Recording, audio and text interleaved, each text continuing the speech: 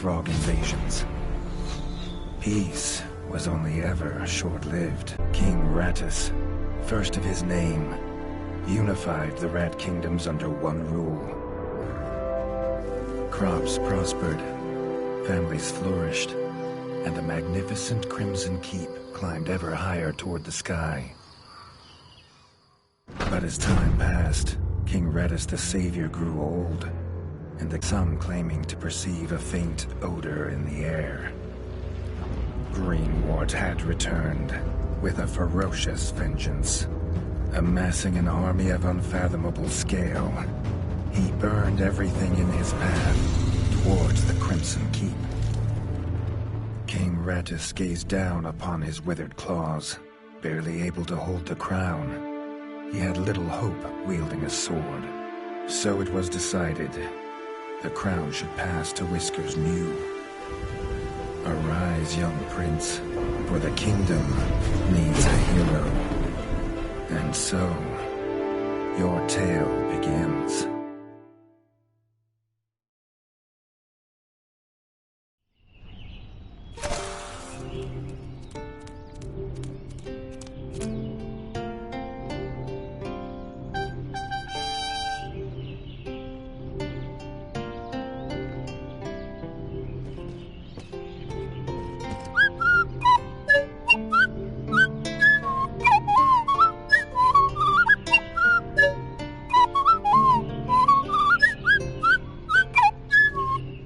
When his squire woke him with this god-awful noise, the young prince was dreaming about this day, just like he had for months. Now it was here, he better be ready.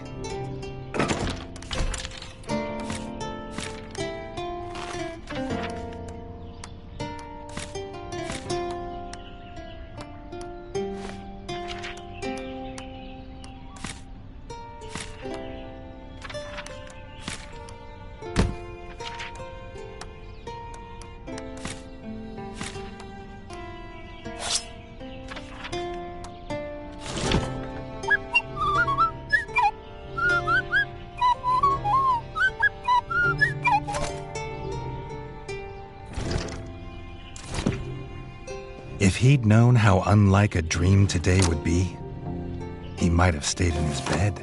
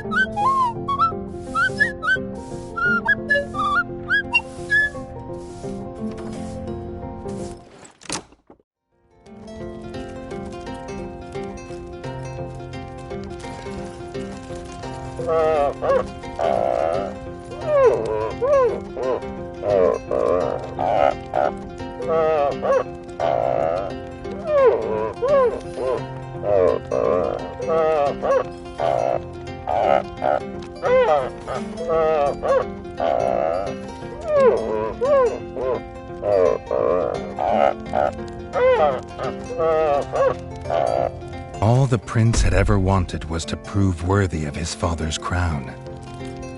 He might be the smallest brother, but if he was prepared, he thought he had some small chance.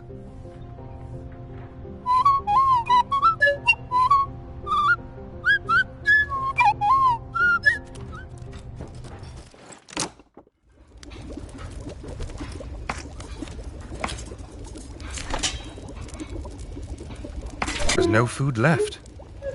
Chef would need new supplies from the cellar if Reggie wanted a decent breakfast.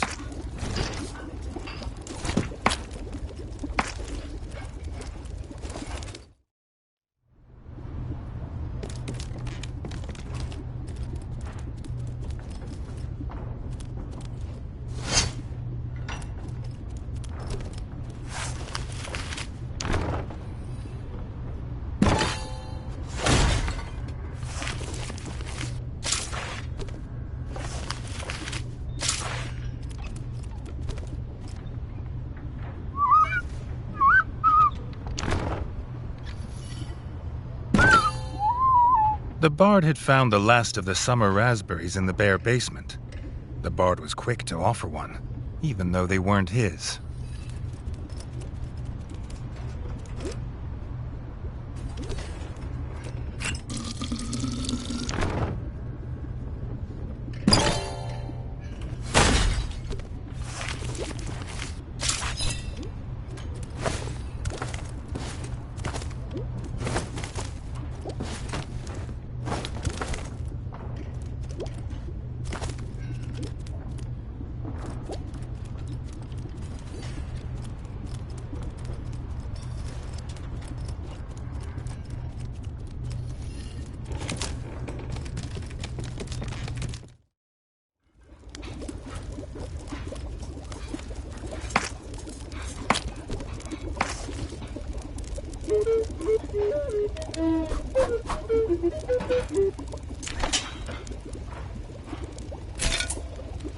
He had the ingredients.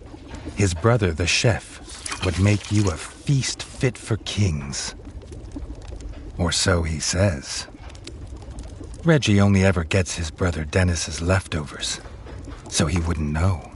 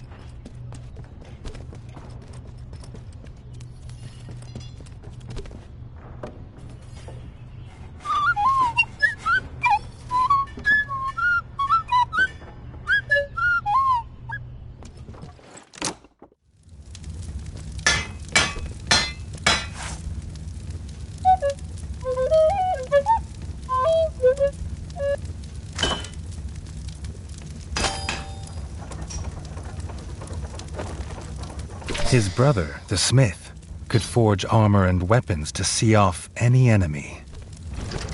He'd make some for Reggie, if the young prince could find blueprints for a rat of his stature.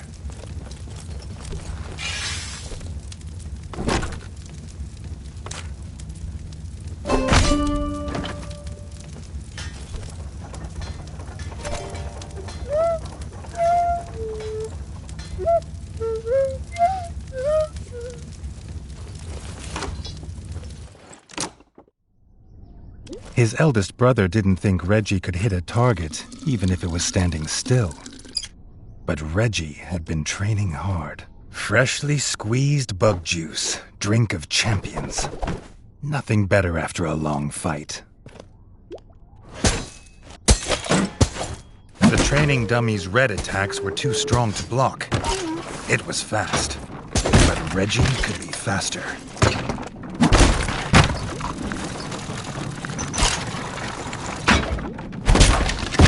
Not even Reggie could dodge the dummy's yellow attacks. His only hope was to parry with his trusty shield.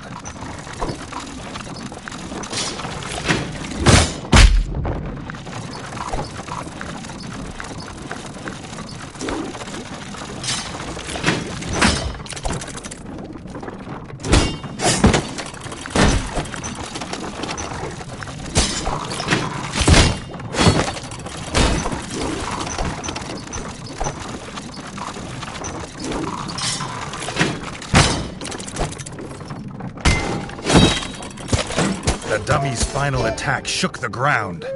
Reggie would need to dodge to remain unscathed.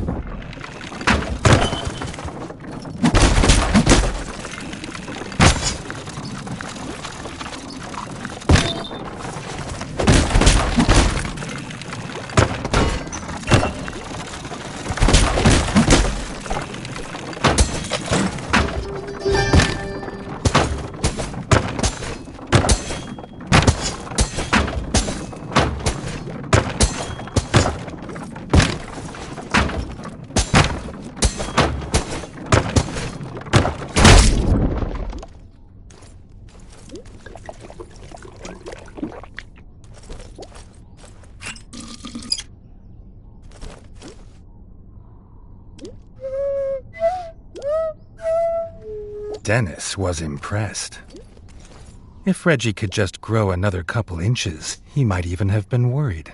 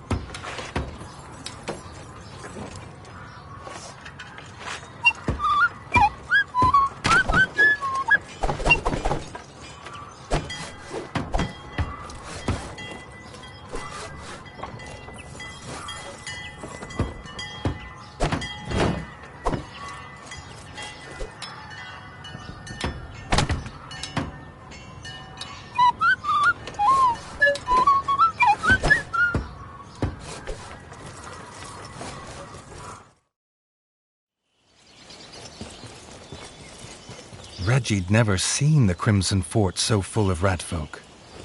The whole kingdom was there. Some even cheered for him. But the king had let his eldest brother lead the procession.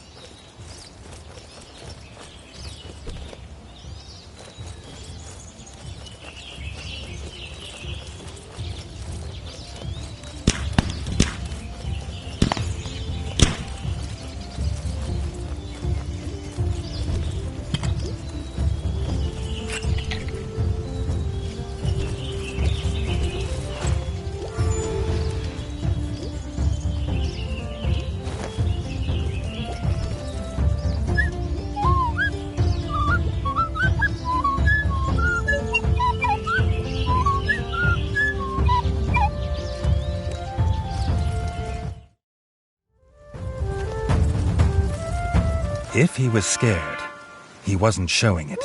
He was going to show all of them what he was made of. If nothing else, this'd be no easy win for Dennis.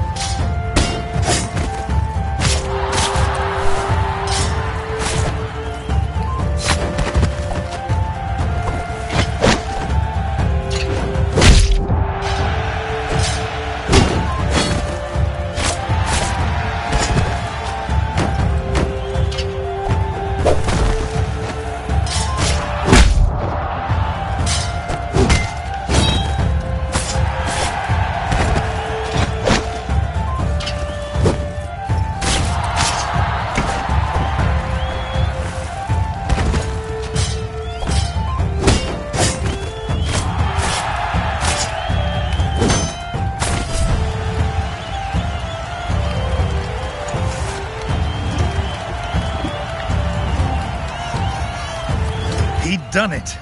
He'd proved himself a worthy heir to his father's kingdom.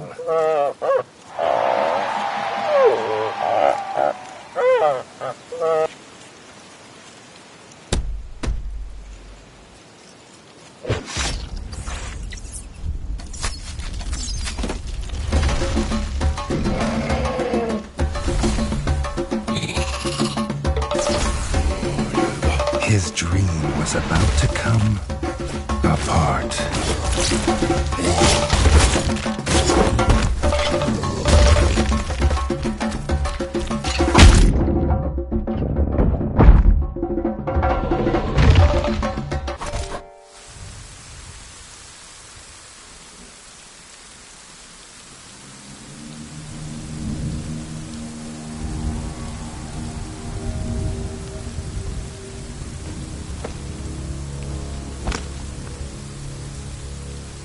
The prince woke this time from a dream of blood and frog spawn, finding he had neither a crown, nor a kingdom, nor a father.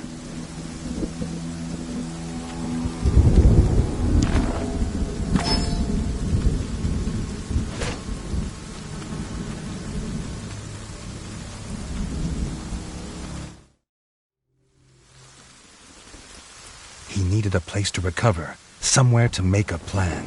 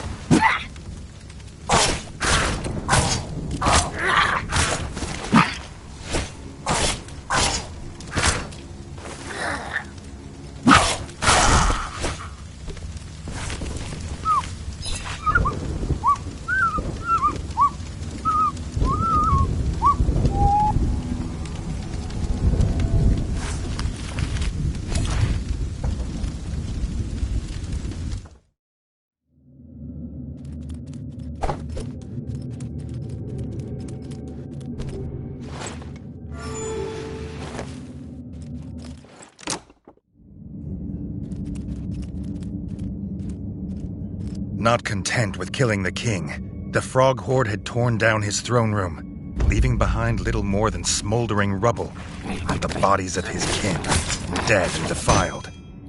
Reggie had never seen such evil, nor felt such rage.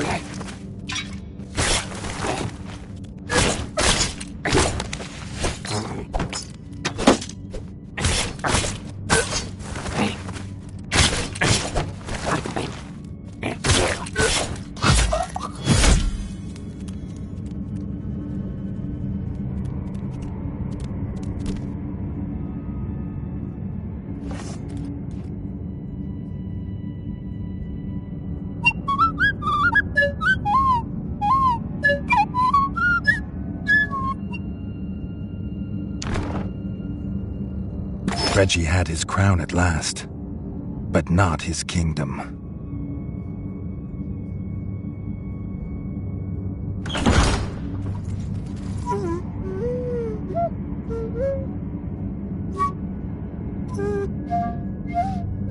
Dennis had returned, but shamefaced. Drunk from drowning his sorrows in the village, he couldn't hold back the frogs there, or stop them taking their brother, the chef.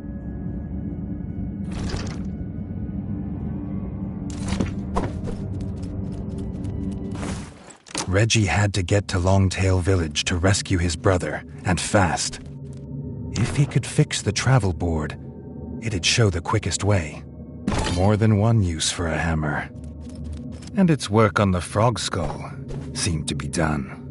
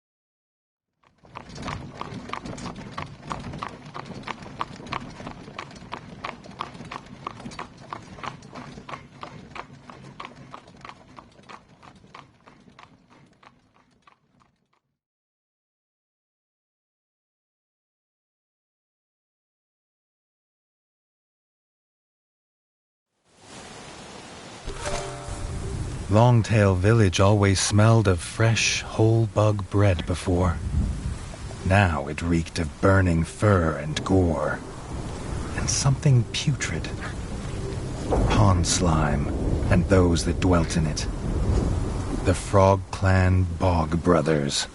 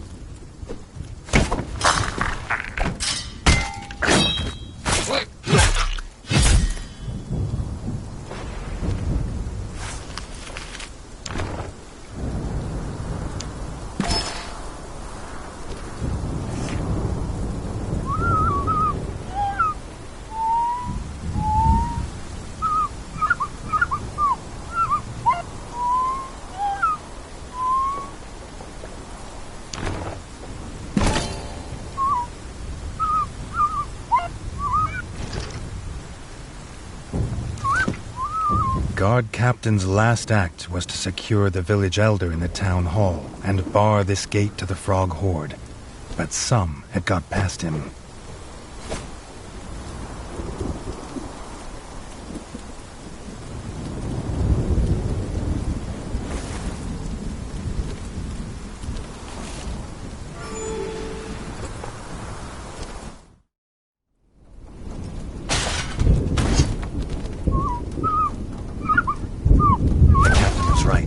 Frogs were inside. The villagers, they had no more fighters. Until now.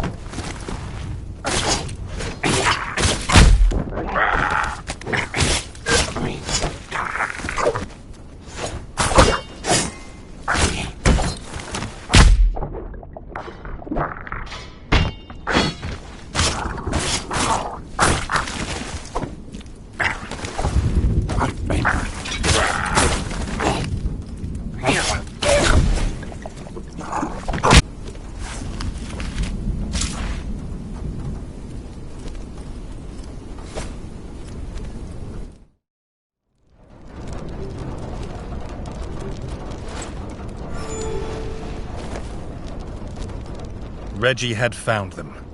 The Elder and Robin the Ranger.